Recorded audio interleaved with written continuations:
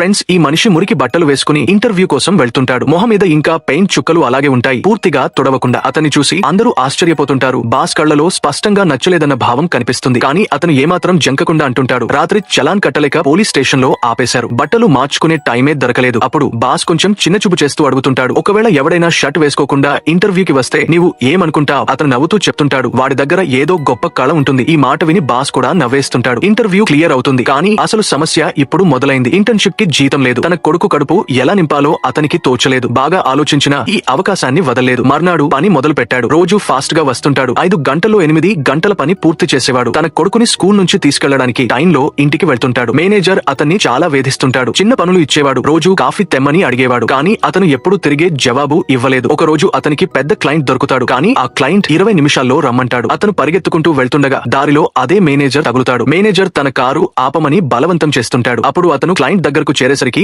ఆలస్యం అయింది. క్లయింట్ వెళ్లిపోతాడు. ఇబ్బందులు రోజు రోజుకి పెరిగాయి. చివరి మిషన్ కూడా పాడైపోయింది. ఎవరూ దాన్ని కొనడానికి ముందుకు రాలేదు. అతను రూమ్ అద్దె కూడా కట్టలేకపోయాడు. ఇంటి యజమాని వాళ్ళని ఇంటి నుంచి గెంటేస్తాడు. తండ్రి కొడుకు రోడ్డు మీద తిరగసాగారు. రాత్రి అయ్యేసరికి తండ్రి రైల్వే స్టేషన్ టాయిలెట్ లో రాత్రి గడపాలని అనుకుంటుంటాడు. కానీ ఎవరో గుమ్మం తట్టడం మొదలెట్టారు. కొడుకు కోసం బాధపడిన అతను కోపంతో గుమ్మం మీద తంతాడు. ఆ క్షణంలో అతని కళ్ళు నీళ్లతో నిండిపోయాయి. మంచి మనిషిని కూడా కష్టాలు వంగదీస్తాయి. మర్నాడు కూడా అతను పనికి వెళ్తుంటాడు. సాయంత్రం కొడుకుని తీసుకెళ్లి ఒక షెల్టర్ కి వెళ్లాడు. అక్కడ నిరాశ్రయులు ఉండేవాళ్లు. రాత్రి అందరూ పడుకున్నాక అతను ఒంటరిగా కూర్చుని మిషన్ ని రిపేర్ గుర్తుంటాడు. పగలు పిచ్చోడిలా పని చేసేవాడు. సాయంత్రం తొందరగా షెల్టర్ కి చేరుకునేవాడు. ఒక్క పడక దొరకాలని. అతని కష్టం ఓర్పు చివరకు పరీక్షకు నిలిచాయి. అతను ఎగ్జామ్ టెస్ట్ మొదటగా పూర్తి చేసి ఇస్తుంటాడు. వెళ్తుండగా బాస్ అతన్ని ఆపి అద్దె కోసం $5 అడుగుతుంటాడు. అతని దగ్గర ఉన్నది ఆ $5 అయినా ఇచ్చేస్తాడు. ఆ తర్వాత హాస్పిటల్లో తన ఫోన్ అమ్మేసి ఆ డబ్బుతో మిషన్ బాల్ కొనుక్కుంటాడు.